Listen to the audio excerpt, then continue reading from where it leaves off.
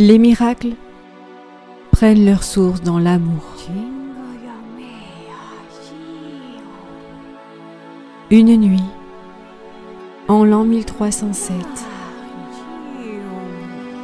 quelques jours avant la fête de tous les saints, de toutes les déesses et de tous les dieux, on pouvait entendre l'appel des hommes, poussant leur dernier cri à Dieu. Des croix rouges à branches égales apparaissaient dans le ciel comme des spectres en filigrane. Des moines chevaliers au manteau blanc furent arrêtés dès lors injustement. Au même instant, alors qu'ils criaient leur innocence, des femmes au cœur pur cherchaient à cacher par leurs prières leur enseignement donné par la nature mère de la terre et mère de bien d'autres mondes. Fille de la terre et fille des étoiles présentes dans la constellation des Pléiades. Ces femmes puissantes devaient préserver leur héritage intergalactique, soucieuses de participer à quelque chose de bien plus grand, soucieuses d'offrir à leurs enfants un nouveau paradis sur terre. Elles devaient s'éteindre, elles aussi, pour protéger leur patrimoine et espérer un jour revenir pour guérir les hommes du pouvoir et de la force destructrice qui régnait depuis des siècles sur la surface de la terre. Victimes de la chasse aux sorcières, elles s'en remettaient à la déesse lune et au dieu soleil. Dos contre dos, ces femmes chamanes dansaient dans un bois profond, ayant pour unique peau le ciel et les étoiles.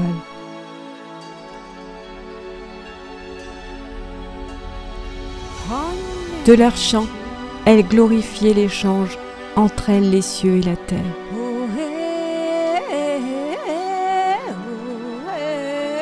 C'était comme si une sorte de magie opérait dans un halo de cristal bleuté.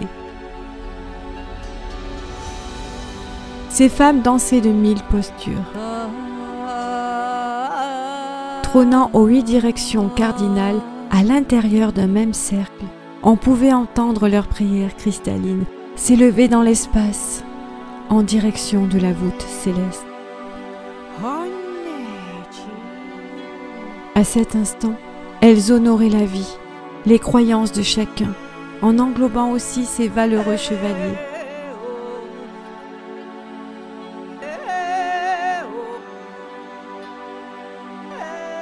Qui pendant des siècles se sont opposés à leurs pratiques naturelles, au point de tromper l'opinion publique.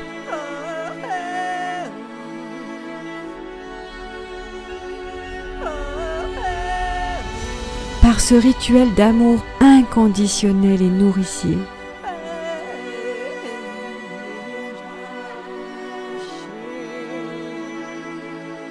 elles appelaient l'esprit solennel à descendre dans le cœur des hommes, peu importe leur croyance, peu importe leur religion. Faisant appel au peuple des Pléiades, elles espéraient les rejoindre dans leur temple pour travailler.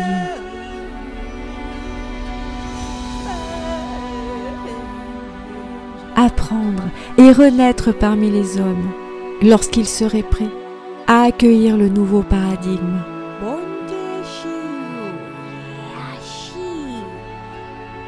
Armées de patience, elles savaient qu'il se passerait des siècles et des siècles avant que le nouveau monde puisse ouvrir les consciences à leur divine présence. 7 temples sacrés dans les Pléiades devaient les accueillir pour guérir et revenir. 7 temples sacrés étaient venus à elles en même temps lors d'un songe, lors d'un rêve. Projetés sur le toit du monde, leur danse s'intensifiait en laissant place à un mandala de géométrie sacrée. Dans leur transe, elles appelaient leurs petites filles, les dernières de leur lignée, à les rejoindre. Par télépathie, Elle les guidait pas à pas, à travers toute la contrée où coulait le sang des hommes.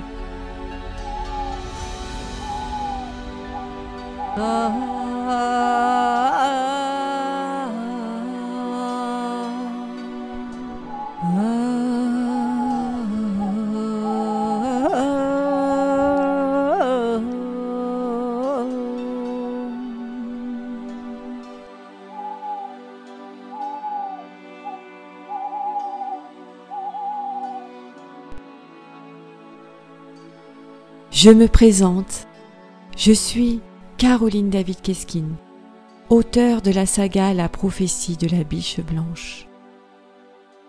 En chacun de nous, il réside une flamme vivante, belle et vibrante, une profonde prière. Nous sommes tous reliés à une source, et cette source s'appelle l'amour. Une lumière, plus une lumière, donne naissance à une grande chaîne d'amour.